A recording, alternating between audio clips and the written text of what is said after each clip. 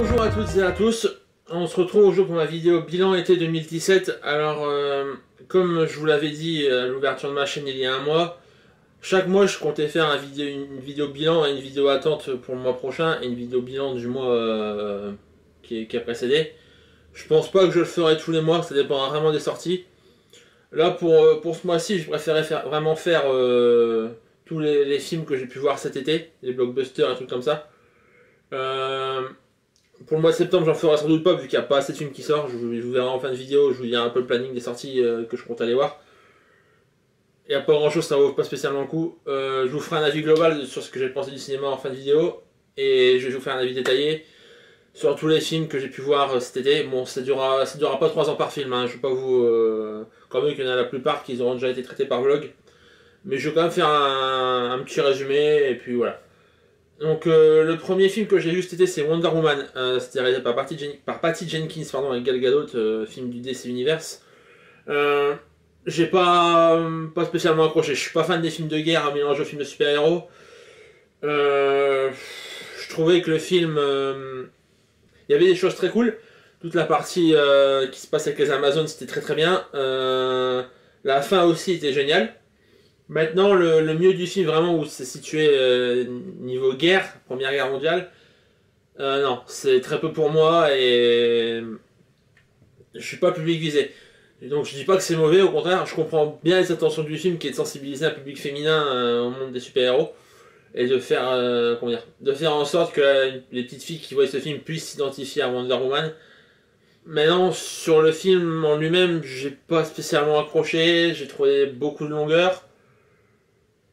Après, c'est bien réalisé, c'est propre, les scènes d'action à la fin sont plutôt propres aussi. Maintenant, je suis pas fan. Donc, c'est dommage parce que l'idée est bonne. Bon, après, ça servira dans le DCU, hein, y a pas de souci. Mais j'ai pas spécialement accroché. Donc, ensuite, j'ai vu La Momie avec Tom Cruise. Je m'attendais au pire, à vrai dire. Les bandes annonces, c'était vraiment pas terrible. Et le contexte dans lequel ils ont amené le film non plus, essayer de créer un Dark Universe avec tout ce qui est Frankenstein, loup-garou, je trouve ça assez casse-gueule. Franchement, je m'attendais à pire. J'avais vu pas mal de critiques où le film s'est fait massacrer, mais c'est hallucinant. Au final, c'était regardable. C'était vraiment regardable. C'était pas le film du siècle. Maintenant, c'était un film divertissant. Visuellement, c'était pas trop dégueulasse. Les acteurs étaient pas mauvais. Bon, c'était pas le film du siècle. Maintenant, ça se regardait, c'était propre. Après, je comprends très bien que certains n'ont pas aimé, mais là, dire genre ouais, c'est pas un film et tout, faut quand même pas abuser.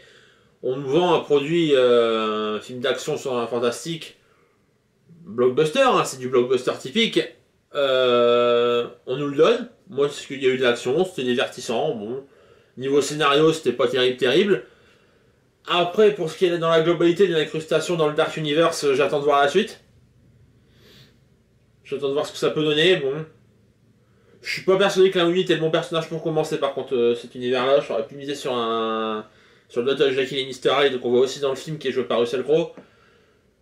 Donc ouais, ça se regardait, mais bon, sans pour autant devoir en chier toutes les merdes que j'ai pu voir sur internet, niveau critique. Donc ouais, la momie c'était sympa. Ça se regardait. C'est un petit plaisir coupable, je pourrais le revoir, y a pas de problème. Ensuite, donc on arrive à la période de la fête du cinéma. J'ai pu aller voir Transformers 5, 4, 5, 5. Ouais, je crois que c'est... Ouais, il y a eu la phase cassée de la lune, ouais, le 5ème. Là, par contre, ça commence à sentir mauvais. Vraiment, c'est vraiment le blockbuster pour faire blockbuster, quoi. Le film est vraiment indigeste. Après, visuellement, c'est toujours aussi bluffant, hein, mais au bout d'un moment, ça suffit plus. J'ai toujours défendu la saga Transformers parce que je trouvais que c'était vraiment un truc assez défouloir, assez divertissant à regarder. Maintenant, là, pour le 5, il y a vraiment un problème d'écriture. Il y a... Il y a des trucs pas cohérents, il y a... On voit que le film se contente juste de faire exploser des robots, de les faire se battre, mettre des effets visuels et tout. Mais les sorts roi Arthur, sérieusement... Voilà, quoi. Donc, ouais, non, non, c'était... C'est un peu à voir une fois, parce que c'est divertissant au niveau blockbuster, mais non... C'est clairement pas le meilleur. Surtout que le 4 avait quand même bien redressé la barre, le 4 j'avais vraiment adoré. Mais celui-là, non, on sent vraiment que Michael Bay s'est pas fait chier, il a dit... je crois que Michael Bay voulait même pas le faire, ce film, à la base, donc... Ça s'est bien transcrit au niveau des chiffres, hein, le film a bidé. À part au Japon, bon, à part les Japonais qui sont un peu fous de tout ce qui est robot géant, donc ça peut se comprendre. Mais sinon, ouais, c'était pas ouf. Enfin, en termes d'écriture, du moins. C'est un peu le symptôme de tous les films hollywoodiens qu'on a actuellement. Les blockbusters hollywoodiens à Michael Bay sont en perte de vitesse pour moi. Il y a beaucoup de mal à se renouveler. On enchaîne les suites, les remakes, les reboots de remakes, les adaptations. Vous verrez, il n'y a pas beaucoup de scénarios originaux dans les films que je vais vous dire. Hein. Et Transformers, ben, je pense que la formule commence à ne plus prendre et je pense qu'il serait peut-être temps d'arrêter là avant vraiment de massacrer le truc. Voilà. Ensuite, c'était It Comes at Night. C'est un petit film d'horreur indépendant. J'avais vu un trailer comme ça, vu que c'était pendant la fête du cinéma. Je dis bon allez, pour 4 € je vais aller le voir, on verra bien ce que ça donne. Je me suis fait chier, mais d'une puissance. Pendant tout le film, je me suis demandé, bon allez, ça va démarrer. Ça va démarrer. Ça va démarrer. 1 heure de film. Ça va démarrer, il va se passer un truc à la fin, c'est obligé. Ça va démarrer. T'arrives à la fin du film, ça n'a toujours pas démarré. Ah non, mais c'était chiant, c'est pas mon trip. C'est clairement pas mon trip, je m'attendais pas du tout à ça. C'est même pas un film d'horreur pour moi, c'est un thriller. C'est un thriller... C'est un thriller d'auteur, quoi. C'est... L'horreur, elle est jamais montrée, elle est suggérée. Je trouvais le monde post-apocalyptique qui n'était pas exploité du tout. En gros, c'était... En gros, on suit l'histoire d'une famille qui vit reclus dans les bois parce que le monde est ravagé par un virus ou un truc comme ça. Seulement, c'est jamais vraiment expliqué. Il recueille une autre famille, justement, avec qui on se demande si elle n'a pas été contaminée. On croit que non, alors qu'en fait si, mais alors en fait non. Donc c'était vraiment pas... C'était pas ouf. Puis c'était chiant, c'était un peu... C'est vraiment pas mon trip. C'est vraiment pas mon trip. Déjà, les films d'horreur, à la base, j'ai assez de mal. Là, ça n'a pas amélioré, mais je vous dis, pour moi, c'est même pas un film d'horreur, donc je le conseillerais pas vraiment. Moi, si c'est votre trip et tout ce qui est un peu... c'est de faire un film d'auteur horrifique. Un peu comme The Witch, si y en a qui connaissent, c'est un peu le même genre. Ensuite, j'ai été voir Le Manoir. Alors, Le Manoir, c'est un film français, je crois que c'est le seul film français que j'ai été voir cet été. C'est un film qui a été réalisé par Tony Datis. C'est un film avec tout un groupe de youtubeurs, hein, Kemar, Natou, Jérôme Niel, voilà, c'est tous des youtubeurs, Mister V aussi. Tous les comédiens sont des youtubeurs plus ou moins connus. Je n'attendais strictement rien. Vraiment, je n'attendais strictement rien parce que les films français aussi, j'ai beaucoup de mal. Mais là, c'était sympa. C'est une comédie d'horreur, pas parodique, mais plus. Comment dire? C'est vraiment le film de potes, quoi. Les mecs prennent tu vois, qu'ils prennent un plaisir à tourner ensemble. Et c'est plutôt bien fait, c'est plutôt bien réalisé. J'ai beaucoup rigolé. L'ambiance est très très cool. En fait, c'est une bande de potes qui se retrouvent qui veut passer le nouvel an dans un manoir. Et petit à petit, ben, ils se font tuer un par un. Et donc, c'est un film mais un peu scénario slasher, hein, tourné à la comédie française. C'est vraiment sympa, je le conseille parce que je n'attendais pas grand chose. Ils ont osé aller au bout quand même de leur idée, ils ont montré du sang, il y a des trucs assez gore. Il y a des acteurs qui jouent plutôt bien. J'ai plus les noms en tête, je crois que c'est Vincent Tirel, je crois, qui fait un rôle, mais juste monstrueux. Non, non, c'est vraiment bien. Je pense que le film a pas été fait avec beaucoup de budget, mais tout ce qu'ils ont eu, ça leur a servi. Le décor est cool, l'ambiance est cool, les acteurs sont pas trop mauvais. On rigole bien. On rigole bien, le quota horreur est respecté, le quota slasher aussi. Non, vraiment, c'est vraiment bien trouvé. C'est bon, c'est pas, ce sera pas le film de l'année, c'est certain. Maintenant, le manoir, ouais, je le conseille fortement. Si vous voulez passer une heure et demie sans vous prendre la tête, sans vraiment réfléchir, ça passe bien. C'est une bonne comédie. Non, c'est vraiment cool. Et je le reverrai sans doute parce que j'ai passé un très très bon moment devant. Donc je m'attendais à rien. Donc ouais, quand je m'attends à rien, en principe, on peut être que surpris dans le bon sens. Et là, ça a été le cas. Donc ouais, le manoir, je valide. Ensuite, donc on arrive au mois de juillet là. Je crois que c'est Spider-Man Homecoming, il me semble.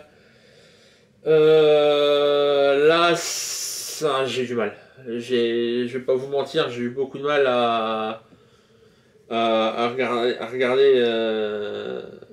Spider-Man Homecoming parce que je me suis pas fait chier, mais comment dire. Je trouvais que le film, le côté pour enfants, m'a beaucoup déplu. C'est même plus du teenage movie là, c'est le niveau dessus. C'est vraiment le niveau au-dessus, c'est vraiment le film de gosse. C'est le film Marvel, tout simplement, c'est le film Marvel de base. On balance des vannes pas drôles. L'histoire est pas intéressante, il n'y a même pas d'histoire, quoi. C'est Spider-Man qui combat un méchant, voilà. C'est un peu le même problème que les Gardiens de la Galaxie 2 qu'on a eu cette année, il n'y a pas vraiment d'histoire. Je pense que s'ils les avaient pas eu, le MCU, ça serait pas eu chamboulé, hein, on va pas se mentir. Surtout qu'on avait déjà eu l'introduction de Spider-Man dans Civil War. Là, le Spider-Man a son propre film. Bon. J'avais bien apprécié les films de Sam Raimi, bon, à part le troisième qui était un peu chelou. La trilogie non, c'était deux films The Amazing qui étaient, comment dire, assez particuliers. C'était pas mauvais. Maintenant, il n'y avait pas le charme Spider-Man. Pourtant, j'aimais bien Andrew Garfield. Je croyais qu'il était pas mauvais dans le rôle de Spider-Man. Autant là, Tom Holland, je ne supporte pas. Ah, je vous le dis clairement, Tom Holland, je ne le supporte pas. Euh, c'est un gamin, c'est fait exprès pour plaire aux gamins justement. Mais moi perso, si j'ai un gosse et qu'il voit Spider-Man là, non, tu peux pas t'identifier à ça. Le mec il est casse-couille, il arrête pas de parler, il arrête pas de se. Après, ouais, il est proche du Spider-Man du comics maintenant.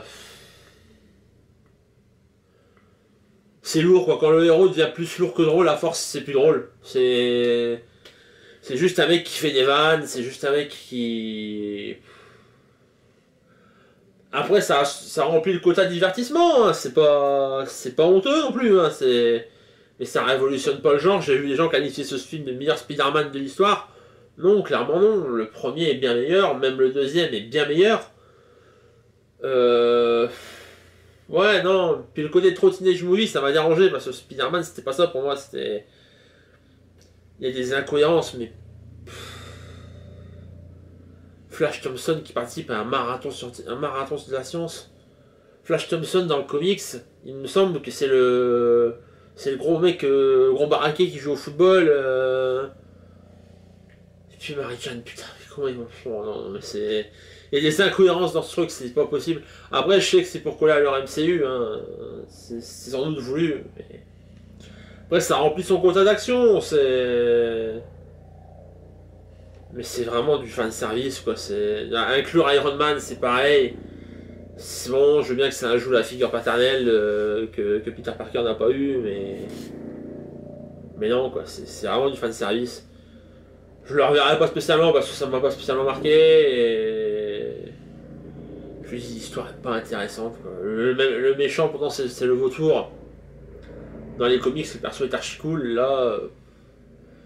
Michael Keaton le joue pas mal, hein. Michael Keaton c'est un très bon acteur, mais quand vous tombez en face à un Tom Holland qui a zéro charisme, qui a zéro présence,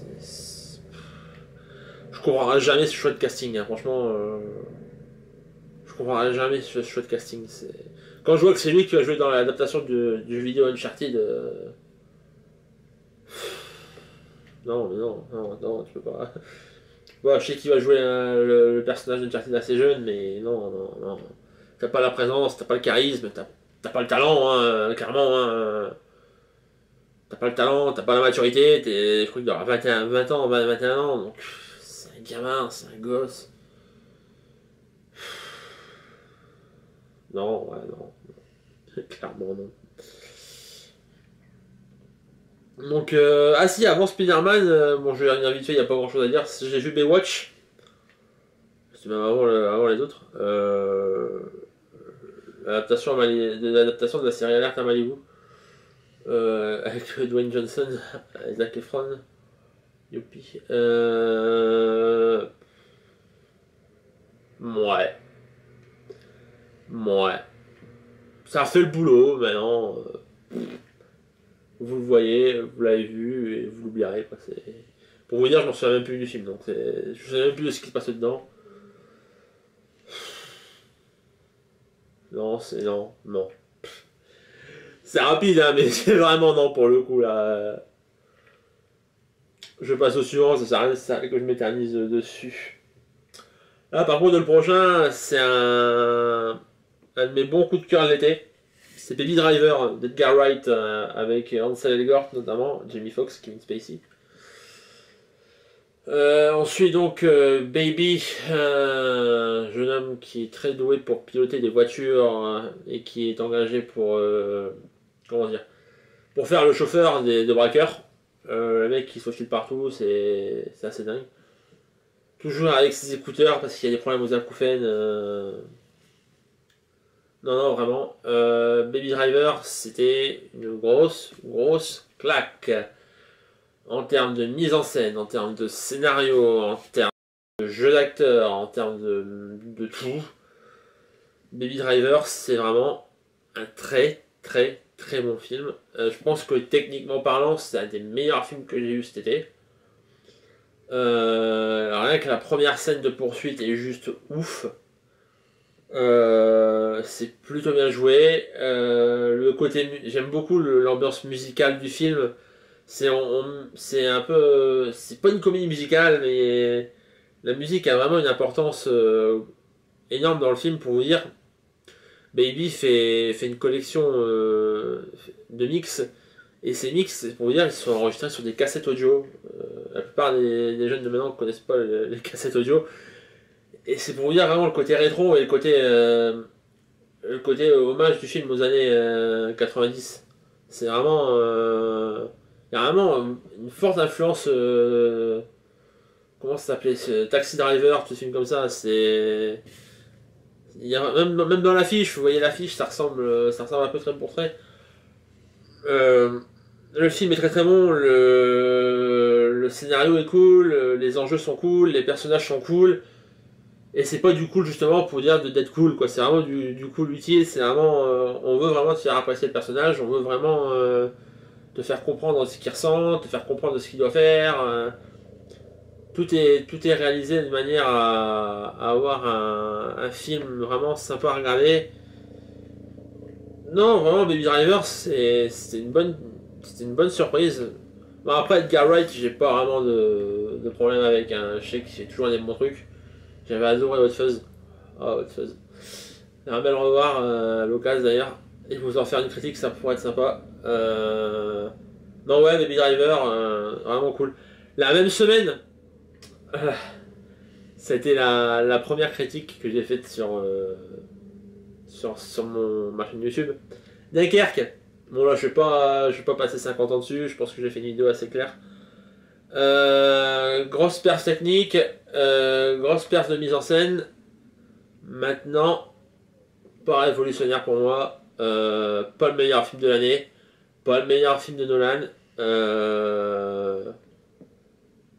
Même si le film, techniquement, il est très bon. Il n'y a rien à dire. Hein. Il n'y a rien à dire. Je vais pas développer tout parce que j'ai fait un vlog entier dessus pour expliquer ce qui allait et ce qui allait pas pour moi dans Dunkerque. Mais ouais, non, c'est.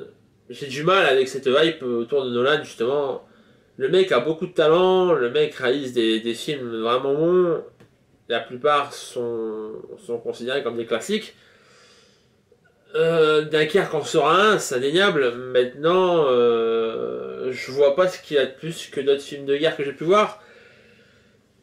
Donc, c'est dommage, mais en même temps non, parce que je dis techniquement au film on peut rien lui reprocher, mais il manque limite le côté humain et je pense que toute la hype qu'il y avait autour de Nolan, ben, ça a joué au fait que le film justement que je l'ai pas apprécié tant que ça justement. Donc voilà. Donc la suite, il me semble que c'était I Wish, film d'horreur par le réalisateur d'Annabelle, premier volet. Euh, on peut passer? Non bon. Non, c'est même pas une film d'horreur, c'est. Le volet destination finale, c'est ça, c'est tout. En fait, c'est une gamine qui est une adolescente qui doit offrir une boîte un peu particulière.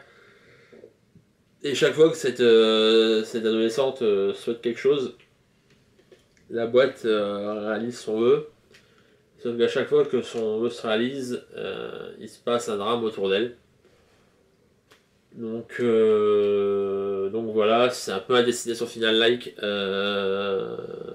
C'est pas ouf, hein, on va pas se mentir, c'est pas ouf. C'est filmé un peu comme les vieilles séries B qu'on peut sortir en direct ou DVD. Là. Non,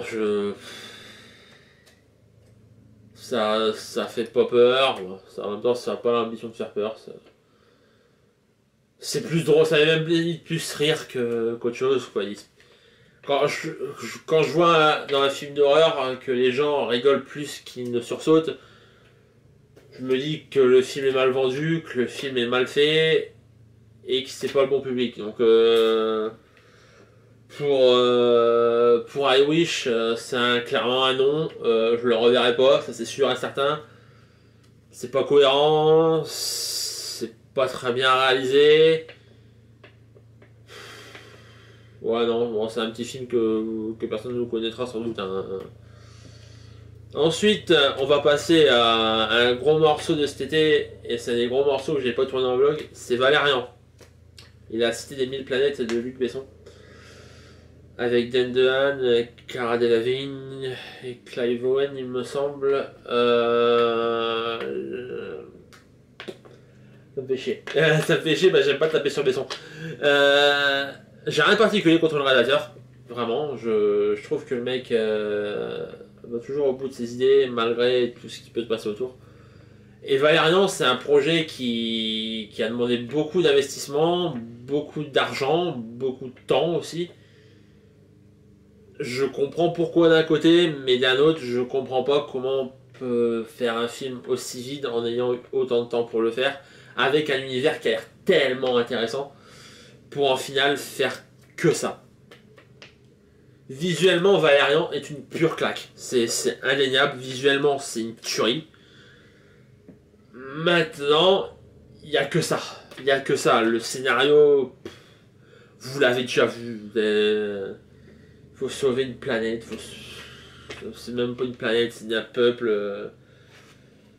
Je vais pas cracher sur le film en lui-même parce que je vois les problèmes et je sais identifier les problèmes de Valérian. Le problème de Valérian, c'est que Valérian, c'est une BD qui est très très ancienne.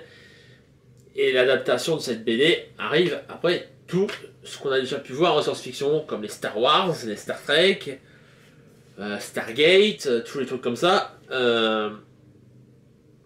Donc du coup, bah, il n'y a plus rien de neuf, il n'y a plus rien d'intéressant, il n'y a pas grand-chose Il y a des scènes plutôt cool, hein. En termes de divertissement, le film fait son boulot. Maintenant, je vois pas comment. Je crois qu'il avait pris 10 ans à travailler dessus. Je vois pas comment en 10 ans tu peux livrer un film aussi vide. En fait, Valérian, je vous expliquais, c'est une métaphore que j'aime bien faire dans mes critiques écrites. Valérian, en fait, c'est un paquet cadeau. Le film est super beau, c'est super bien entouré, mais vous verrez, c'est un bloc de polystyrène. Il n'y a rien. Il n'y a rien. C'est même pas sauvé par les acteurs. Bon, Dan DeHaan, bon, il a quelque chose. Je vais pas dire qu'il joue spécialement bien, mais il a quelque chose. Et par contre, Cara Delevingne, c'est pas possible. C'est pas possible. La plante verte sur Belle et tais-toi, mais arrête de faire des films, s'il te plaît. Tu piques que le boulot de vraie actrice, et pour moi, t'en seras jamais une. Donc, non, mais c'est vide, c'est creveux. Il y a des histoires teenage un peu là-dedans en plus. Valérian, t'es un connard pas possible. C'est un mec qui couche avec tout le monde. Mec, il a une playlist de meufs qui s'est tapé. Non. Il y a Rihanna dedans, Rihanna qui a un rôle magnifique, qui sert à rien, qui est juste là pour toucher son cachet, et puis allez, au revoir. Pareil pour Ethan Hawke. Ethan Hawke, c'est un putain d'acteur, il joue 2 minutes. Le mec, il a dû se faire un chèque, je sais pas combien, et puis au final, allez, je m'en vais, c'est bon, j'ai fait mon rôle, ciao. Non. C'est dommage parce que l'univers avait l'air cool. L'histoire aurait pu être sympa. Visuellement, c'est une tuerie, y a rien à dire. C'est peut-être un des plus beaux films que j'ai pu voir cet été en termes de rendu technique. Maintenant, c'est pas. C'est vide. Voilà, c'est tout ce que j'ai à dire sur Valérian. Donc là, je vais rentrer dans les films. Ah non. La planète des singes. Je vais rentrer dans les films que j'ai déjà fait en vlog, mais non. La planète des singes, Suprématie, le film qui m'a poussé à ouvrir la chaîne YouTube. C'est une claque, c'est une tuerie. Je vais rien vous raconter pour pas vous spoiler. Mais à la fin du film, j'étais pas bien. Il se passe tellement de choses dans ce film, c'est ça, il se passe tellement de choses alors qu'au final il n'y a pas beaucoup d'action, mais c'est juste, c'est magnifique, vraiment c'est magnifique. Andy Serkis, mais donnez-lui un Oscar, putain, mais c'est pas possible, donnez-lui un putain d'Oscar, il le mérite tellement. Woody Harrelson aussi, il est génial, l'histoire elle est magnifique, c'est touchant, c'est prenant, c'est... On se sent investi. Moi, je me suis senti investi d'un devoir en voyant la planète des singes, alors que c'est que des singes. C'est ça le problème, c'est que des singes. Et au final, tu te retrouves limite à, je vais pas dire chialer, parce que j'ai pas chialé devant, j'étais pas loin, mais j'ai pas chialé. Mais putain, mais c'est violent, c'est violent, et c'est beau, et c'est... Après, je comprends très bien que les gens, tout le monde ne peut pas accrocher. Le film est particulier, c'est vraiment un blockbuster qui plaira pas à tout le monde.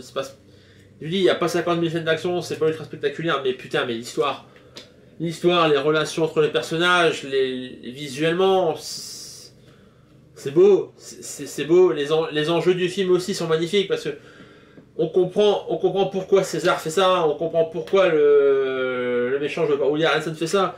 Et le pire, c'est qu'ils ont tous les deux raison. C'est pas. C'est vraiment un film très très beau, un film touchant. C'est beau, j'ai les poils à rigueur parler, donc non, vraiment à revoir et à revoir et à re-revoir. La planète des singes, c'est un classique. Ce sera sans doute mon film de l'année, je le dis clairement déjà maintenant. Je vois pas ce qui peut arriver d'autre en cette fin d'année qui pourrait le devancer. Voilà, la planète des singes, une claque à voir, à revoir et à re-revoir. Donc là maintenant on va vraiment rentrer dans les films que j'ai fait en vlog, donc je vais passer vite fait dessus. La Tour Sombre, adaptation de Stephen King, Idris Elba, Matthew McConaughey, tous les trucs comme ça. Je vais rien rajouter de plus de ce que je dis dans le vlog, c'est banal, c'est classique, ça raconte pas grand chose, c'est pas spécialement intéressant. L'univers aurait pu être cool, mais je pense que justement, comme j'ai vu une critique vidéo de Lise Panda sur YouTube, comme il le dit, je pense que c'est plus pour vendre le bouquin que pour vendre le film. C'est en gros, regardez, notre univers il est sympa, hein, achetez le bouquin pour le découvrir. C'est tout. Je pense que c'est ça. Je vois pas d'autre raison. Donc la Tour Sombre, voilà, c'était pas ouf. Donc Atomic Blonde maintenant, vraiment très grosse claque cet été. Charlize Theron est impeccable, James McAvoy est impeccable, Sofia Boutella est impeccable. Le scénario lui-même, c'est un film classique d'espionnage, il n'y a rien de révolutionnaire, mais ça reste du très bon. Le twist final est bien, la mise en scène est géniale.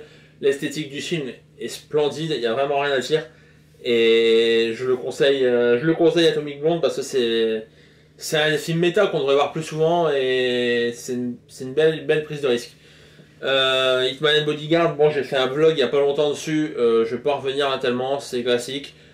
La première heure est chiante, la deuxième est plus sympa à regarder, maintenant ça casse pas trop patin à un canard. Le Buddy Movie, vous en avez vu sans doute des meilleurs et vous en verrez des meilleurs.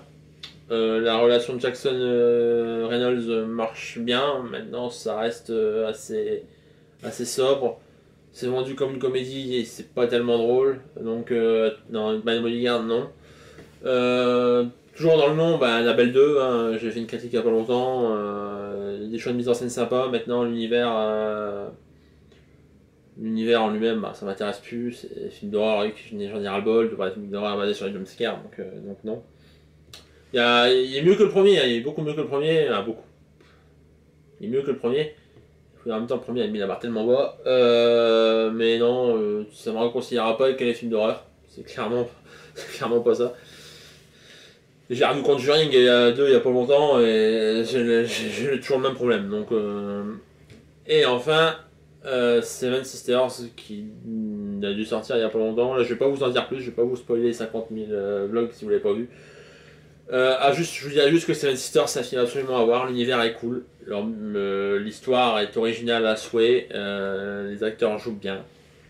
Voilà. Je vous remettrai le vlog dans la barre d'infos si vous l'avez pas vu. Sur ma chaîne, vous allez le trouver facilement. Donc voilà.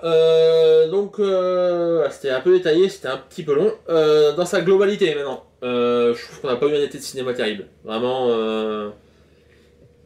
Ça fait 2-3 ans là qu'on commence un peu vraiment à plus avoir grand chose. On parle souvent de sorties estivales, de blockbuster estival. Là pour le coup, il y a eu beaucoup en juillet, il y a eu beaucoup de films qui avaient gros potentiel. Je pense à Dunkerque, je pense à Valérian, même à Spider-Man. Maintenant, la majeure partie du temps, ça a été assez décevant. Le seul vrai blockbuster qui a réussi à sortir du lot cet été pour moi, c'est La Planète des Singes. Le reste, c'est plus des films pas indépendants, mais des films à plus petit budget. Je pense à Atomic Blonde, je pense à Baby Driver. Même à Seven Sisters, il n'y a pas dû avoir un budget de ouf non plus. Mais les blockbusters sont clairement en perte de vitesse. C'est indéniable, même depuis le début de l'année. Hein. Je me fais un petit top à côté pour la fin de l'année et il n'y a clairement pas beaucoup de blockbusters dedans. Pourtant, à la base, je suis fan que de blockbusters. Hein. Il y a 10 ans en arrière, je vous disais que Transformers 1 c'était un chef-d'œuvre. Hein. Donc, à la base, je suis fan de blockbusters, mais depuis des années, j'ai évolué, j'ai mûri. Et le cinéma, j'ai l'impression que le cinéma n'a pas évolué. Donc, le cinéma évolue pas en même temps que son spectateur. Ce qui est dommage parce que ça peut se comprendre aussi pour faire découvrir une nouvelle génération. Maintenant, il devrait peut-être plutôt se dire que. Comment dire? Il devrait plutôt se dire qu'au lieu de faire évoluer leur film de manière à ce que le nouveau public les découvre, ils devraient continuer à le faire pour ceux qui ont suivi la saga depuis le début. Je pense notamment au Fast and Furious, qui dure depuis des années, et on va encore en avoir deux, je crois. Donc, on va avoir un saut aussi à la fin de l'année. À un moment, c'est des pompes à fric. C'est vraiment des pompes à fric et ça me fait mal de voir le cinéma que j'aimais s'écrouler comme ça. Donc ouais, même en termes d'entrée, ça se ressent clairement. Il n'y a pas de films qui ont... Tout ce qui marche maintenant, c'est des films d'animation. Donc voilà. Donc ouais, c'est un bilan assez pauvre quand même cet été, je dirais. J'espère que la fin d'année sera meilleure. J'ai beaucoup de doutes parce que Star Wars 8, la première annonce m'a laissé un peu perplexe. Après, il y a quoi d'autre? Bon, il y a Justice League qui peut être cool. On a encore le temps. Kingsman 2 peut être sympa, mais là encore, c'est une suite. J'ai peur qu'il fasse de la merde. Il y a Thor, il y a Thor qui peut être sympa. Ouais, non, c'est tout. C'est tout. Donc voilà pour le bilan global. Donc au mois de septembre, qu'est-ce qui nous attend? Bah pas grand chose. Il n'y a pas grand chose. Il y a. Je crois que c'est pas cette semaine, c'est la semaine prochaine.